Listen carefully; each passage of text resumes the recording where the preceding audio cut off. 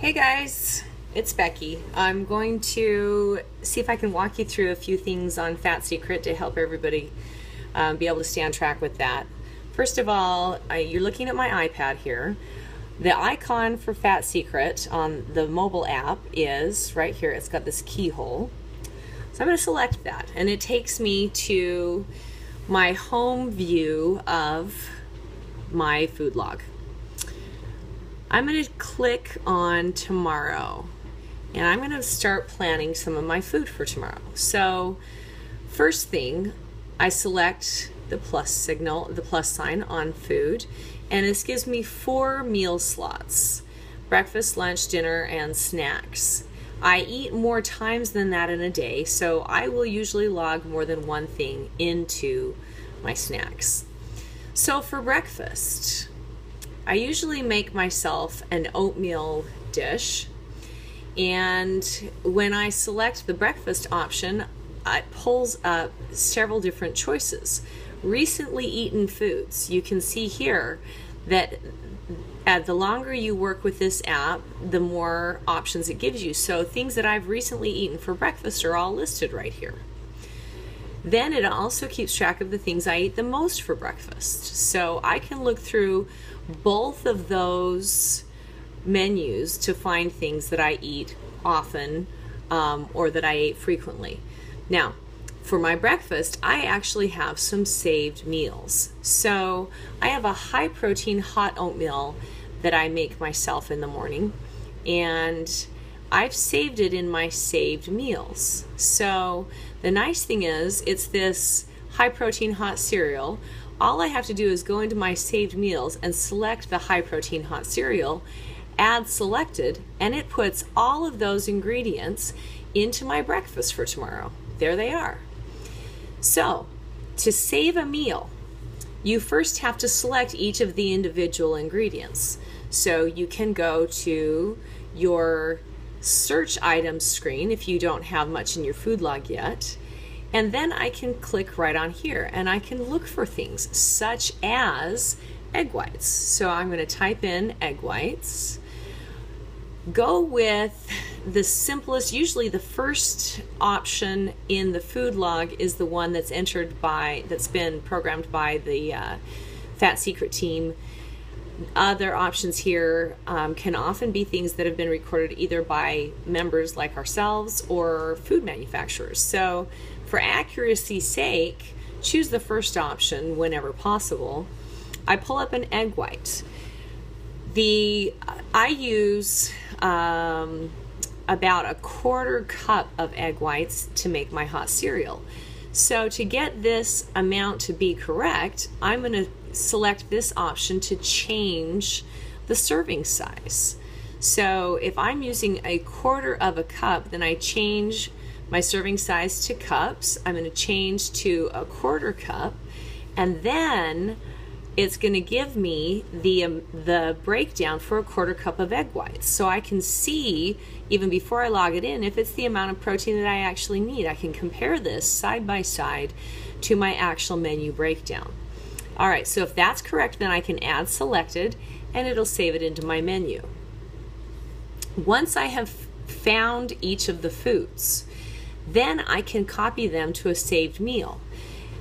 So I go down here to these 3 little dots, and when you are using an Android or some of the other, even just a smartphone, the 3 dots are sometimes up here, or sometimes you have to select a drop-down menu that then pulls up some options. So I select this little options, and I say I'm going to copy this to a saved meal. And the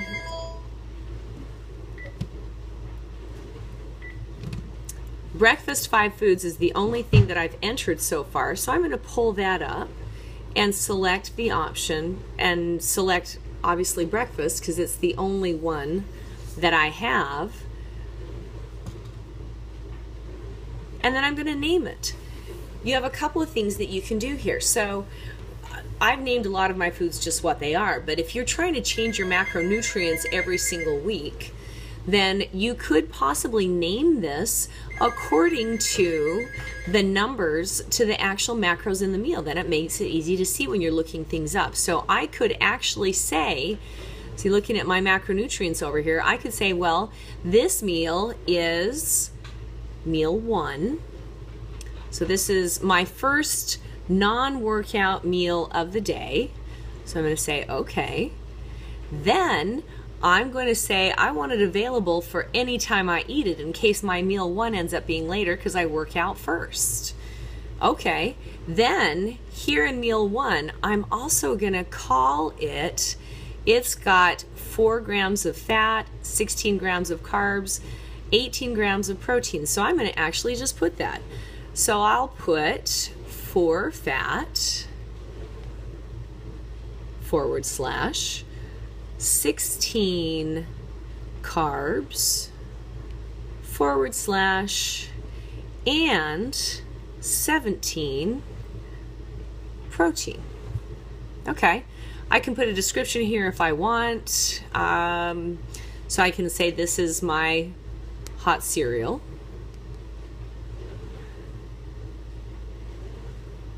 And then I can say that I'm done and save it. So what happens if I have a change in my macros? Then I can go back in and I can go to one of my saved meals. So I can pull up one that I use frequently, and then I can add a food to it so that the macronutrients change so that it fits my new numbers. Okay, so let's go back to my menu for the day. I've got my breakfast entered in, but I'm going to compare this now to my actual breakdown for the day. So in the food log that I have listed that I have in the breakdown that I've given to myself, I have estimated that I need at least 55 grams of carbohydrates at breakfast. So you can see that 16 grams of carbs in my meal 1 is not enough. So I'm comparing now to my actual food log, or to my actual macro breakdown, so that I can get my food log to match it. And this is what planning ahead will do for you. I'm going to add some things to this then. It gets pretty difficult. I love fruits, I love vegetables, I love sweet potatoes, natural foods, things that have to be refrigerated, things that haven't been processed are absolutely wonderful for you. Their grains, I think, have gotten a little bit of a bad rap though.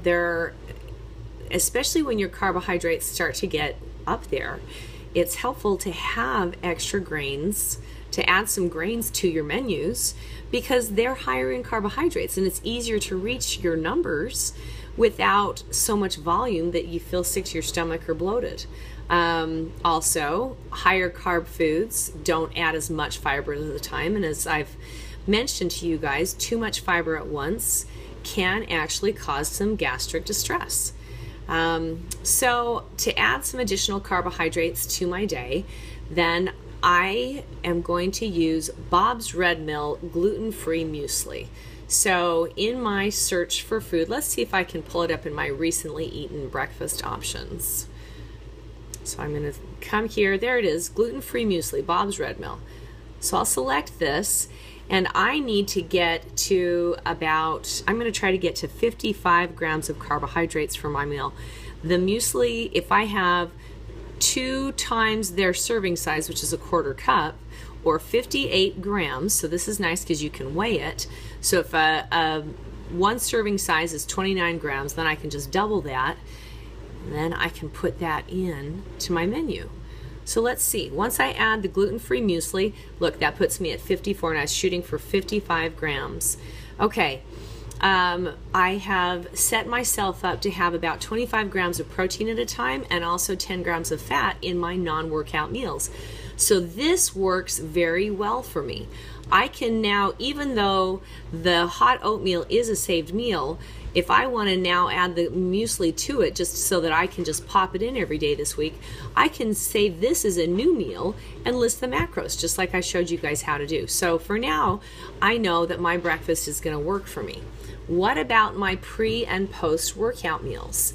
That's when I need the greatest number of carbohydrates. So I'm going to shoot for 65 to 70 grams of carbohydrates for my pre and post workout meals. That's what I've estimated for myself. And I'm going to put both of those in snacks. So this is the time, my personal preference is to have sweet potatoes. I'll put in my sweet potatoes. I'm going to need, let's see, so if I go with grams of sweet potato, 100 grams of sweet potato now is going to give me 20 grams of carbs. If I need to have 65 grams of carbohydrates, then I'm going to have to triple that. I need 300 grams of sweet potato. Well, that's like a potato and a half, so maybe I don't want quite that many. So I'm going to do a combination. 200 grams of the sweet potato. Let's try that. That's pretty close to a 2-cup serving. And once you've weighed something, then you can get a measurement of it, and that'll help speed your time up. So here I am, 200 grams of sweet potato. I'll add that to my menu. Into snacks. Okay, that gives me 40 grams of carbs. So I'm going to have with that a granola bar. I really like the Kashi bars. I think those have pretty decent ingredients in them and they taste good. So I'm going to use a Kashi dark mocha almond chewy bar and put that in as well. So I have now my sweet potato and my Kashi bar. I'm looking at 61 grams of carbs and only 3 grams of fat. So I've kept my fat low and I've got my carbs up high. It looks like I need just a little more, but I'm gonna need some protein in here. So let me get the protein in and then I can start adjusting things if I need to by a few grams here or there to try to get my macros as close as possible. I think I'll probably have some chicken, and if you use boneless, skinless chicken, I like to get mine from Costco. So their brand is Kirkland Signature Boneless, Skinless Chicken Breasts, and 112 grams, which is the same as 4 ounces, you see that there, is what a regular sized chicken breast is. Now notice, 112 grams of chicken, look at this, if I change it to grams, 112 grams does not give me 112 grams of protein, okay? There's water weight, there are other components in this that don't count towards grams of protein, fat, or carbs. So don't get that confused. If I tell you you need 25 grams of protein, that doesn't mean you need 25 grams of weight. So 112 grams or mass of chicken gives me 25 grams of protein. All right, now I'm trying to get 25 grams of protein at a time. So a 4-ounce serving of chicken breast is ideal if that was my only protein. But I don't know if you remember what the menu already said. I'm getting some protein from both my Kashi bar and from my sweet potato. Vegetables and grains have small amounts of protein in them, so you have to account for that in your meals. I'm going to adjust this then. So I'm going to take this down to, let's go with about 85 grams, and that's going to take me a little lower. So let's save that and see what it looks like in my menu. Okay, that puts me at 28 grams of protein. So I'm going to need to adjust a little bit, but first let's fix the sweet potatoes. Let me get the carbs up. So I'm going to change the grams a little bit higher. I'm going to take this up. Let's try for 210 grams of the sweet potato. Now if I save that, that has me almost there. And you know, you can be absolutely meticulous if you want, or you can get really close. Try to stay within 3 grams of fat in each meal and within 5 grams of carbs and protein in each meal, and then for the day, and that'll get you to some really nice numbers. Okay, so if I take my carbs up to 65 by changing the sweet potato, it also changes my protein a little bit. Now let's adjust the protein. So let's take the chicken breast down a little bit lower. I'll take that down to 75.